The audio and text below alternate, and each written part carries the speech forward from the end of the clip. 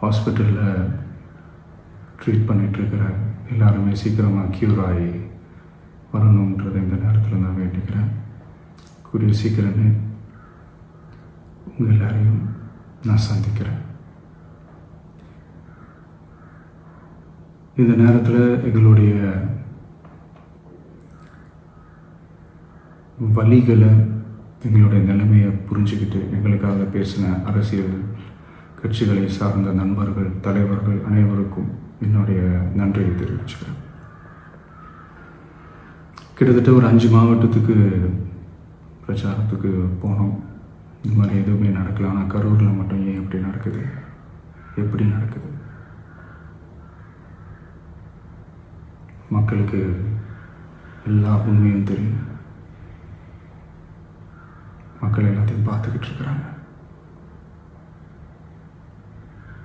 கரூரை சேர்ந்த அந்த மக்கள் அந்த உண்மையெல்லாம் வெளியில் சொல்லும்போது எனக்கு கடவுளே நேரில் வந்து இறங்கி அந்த உண்மைகள்லாம் சொல்கிற மாதிரி எனக்கு தோணுச்சு. சீக்கிரமே எல்லா உண்மைகளும் வெளியில் வரும்.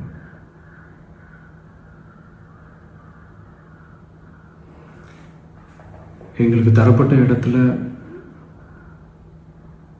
நாங்கள் போய் அந்த ஸ்பாட்டில் நின்று நாங்கள் பேசிட்டு வந்தோம். அதை தாண்டி எந்த தவறும் எங்கள் சைடில் நாங்கள் எதுவுமே செய்யலை.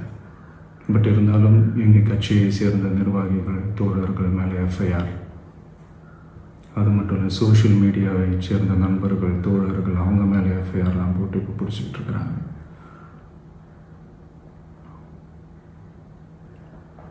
சிஎம் சார், உங்களுக்கு ஏதாவது இந்த பழி வாங்கணும் அப்படின்ற எண்ணம் ஏதாவது இருந்துச்சுன்னா என்ன வேணாலும் பண்ணுங்க. அவங்க மேலே கை வைக்காதீங்க.